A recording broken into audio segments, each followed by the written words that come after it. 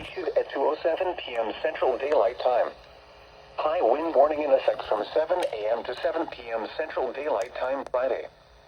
Southwest winds 25 to 40 miles per hour with gusts up to 65 miles per hour expected. The areas affected include portions of north and central Texas.